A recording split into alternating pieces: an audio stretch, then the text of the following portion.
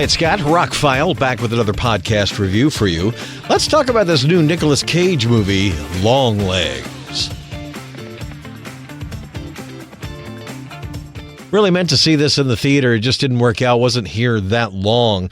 It's a fairly, low-budget movie, $10 million for Neon Films, and it went on to make over $100 million. It is the most successful movie they've ever made, but as I look online, it's a very divisive movie. And after watching it, I think you either get it or you don't. Honestly, I think it's that simple. There's a lot of people, it was disappointing. It was this, it was that. Now, the movie is sold as a kind of Silence of the Lambs-ish kind of thriller with a little bit of horror in it. But I know that a lot of channels that covered it when it first came out were talking about it as a full-blown horror movie, which I don't think it is.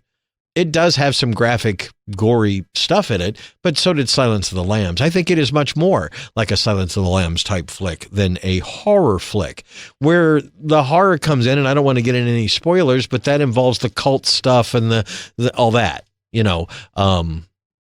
But that's more implied and talked about, not so much shown. The movie does play like a procedural story that's a bit like a Silence of the Lambs-ish type story. They're trying to catch a serial killer who kills these families but doesn't appear to have ever been in the house. So that's a conundrum right there. Micah Monroe plays the star. I'm not very familiar with her, but she did a great job in the film. I think Nicolas Cage is great in the film. It taps into a certain type of Nicolas Cage role, and I think he performed with aplomb. But to me, the movie really wasn't about him. It was about her, and it was about the mystery. So I think it's Decal. I don't know what else Decal released this. It's, I think, the third 4K I've gotten from them.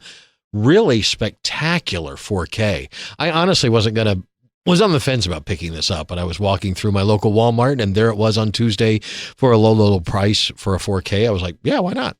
So I went home and looked it up. None of my sites have reviewed it, but with my new 4K player, I was able to tell you that it has HDR10 on it.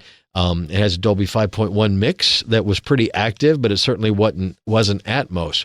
But the thing that amazed me about it was that it's pushing an incredible bit rate. Bit rate throughout the entire movie, as I checked, was between 94 and 100 megabits per second. That's a lot. I mean, I've watched some major releases that are in the 30s, 40s, 50s, 60s while I'm watching them. This maintained over 94 bit rate. That is a lot of information, video and audio data being pumped down that pipeline. They literally used almost all of the space on the disc to encode this movie, and there are some extras on it.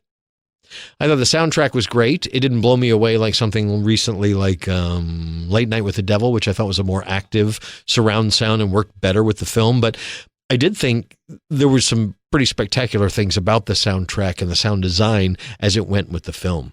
The movie was directed by Oz Perkins. That's the son of Anthony Perkins, who was Psycho. He was Norman Bates in the original Psycho. This is not his first film, but might be his most accomplished. I mean, the cinematography is fantastic in the film. In the beginning, there's a bit of a flashback, and it's kind of pillar box in a 4:3 kind of TV aspect ratio. And then once you get to the credits and it starts pulling out, you get a lot of widescreen shots. And for certain things in the movie, it cuts back and forth. But there is a scene early on where Micah Monroe is sitting in a car, and it's an interesting kind of skewed shot of her in the car, but the side of the car, and then kind of the background is a little bit out of focus of the neighborhood behind her. And it's just razor sharp. The 4K picture, the colors, the reflections on the vehicle, it's really sharp transfer all the way through. I was pretty impressed with that. There's some incredible makeup effects involved, and with close-ups and stuff like that. Again, no flaws. This is a really, really spectacular transfer for a low budget. I mean, it's a $24.96 4K. Not like it's pulling the full $35 that a lot do. But again, it's a divisive film. If you're not into a darker Silence of the Lambs type story that really piles on a few more things than Silence of the Lambs, it's not going to be your cup of tea. But as I started in the beginning, a divisive movie. I think if you go in expecting a horror movie, you're going to be disappointed. I think if you go in expecting a Silence of the Lambs-ish kind of film, you'll come out a little surprised because there's more meat on the bones than your typical we're chasing a serial killer kind of thing. Not that most serial killer movies don't have some depth where they're trying to figure out the mystery and the wheres and the whys and the codes and the secret words and all that. But this goes even deeper into some other stuff. And I won't get into spoilers, but I think the wrap-up is what bothers most people because they're not actually getting the gist of the whole thing. When you go back, and there's a little thing right before it goes to credit. I don't want to give anything away, but there's a little thing that kind of reinforces my idea that this is how it ends. How the movie ends is how it should end. The whatever the evil is has succeeded in getting someone to do something, which is kind of how the whole movie played, if you kind of get my meaning. Makes sense in the mythology of the movie.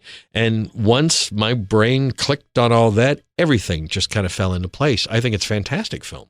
Like I said, a lot of people, the hype was big on this movie, and it should be. It made over $100 million out of a $10 million budget. That's 10 times its budget. That's an incredible success. Kudos to everybody involved. But I evaluate movies just if I watched another Nicolas Cage movie this week, Arcadian. That'll be my next podcast. Very different budget, very different feel of a movie, very different role for Nicolas Cage. But this was a bit higher level. This is really good cinematography, a story that was obviously worked on for quite some time. I saw a few reviews before I ever even thought about watching this movie. People thought it was too convoluted and there was too much. I don't think it's not like they're throwing red herrings at you that don't make any sense at the end. Everything kind of does get tied up to me. Made sense to me. Anyway, it's going to be one to watch again and pick apart some things, because there's some things that if you're not paying attention, you'll see them. Things in the background, things in the shadows. There is a character who appears under a black veil. At times, there's something else under the black veil, but if you're not paying attention, you wouldn't notice that. They're another person. Anyway, I don't want to get into spoilers. I thought Longlegs was great. I went into it thinking it was going to be a Silence of the Lambs-ish kind of thriller, and it had more occult stuff and stuff on top of it, and I really enjoyed it. Again, Micah Monroe does a great job. I think Nicolas Cage does a very interesting job. It's definitely a unique character for him. And Oz Perkins directed a fine film. Got great performances out of everybody. I didn't mention Alicia Witt plays Micah Monroe's mom in the film. And I thought she did a great job too. She's always been good in kind of those, not exactly side roles, but those really meaty, not the main character, but somebody that makes an impression. She does in this film too. I think all in all, it's 2 thumbs up. And if you're like this kind of film, it'd be right up your alley. Just don't go expecting a Late Night with the Devil kind of, ending that's going to blow your mind and gross you out and all that kind of stuff. It's not really that kind of movie, but dark, introspective, little Silence of the Lambs, little horror movie. Yeah, I thought Longlegs was really great. Probably worth your time if any of that sounded good to you. Scott, I'm ROCKFILE. Did get a new 4K player. I'll do a podcast about it. I've upgraded to a Panasonic 820, much better than the Sony I had, and I'll tell you more about that. But it will allow me to give you more information like the bit rate on the movies, the specific... we could talk about the color space, the 444, 4K color space if you want. If you want to get deep into it, let me know in the comments below. But the HDR was 10 or 10. I think it's just 10. I don't think it was 10 plus. No Dolby Vision, no Dolby Atmos, but the movie was just fine without those things. And like I said, they've encoded the film at a very, very high bit rate. It looks fantastic from beginning to end. Longlegs, it's available as of this week on 4K Blu-ray and DVD. Scott, I'm ROCKFILE. Thanks for taking the time out of your day to listen to a podcast. If you want to support the channel, the links are below. Have a spectacular day.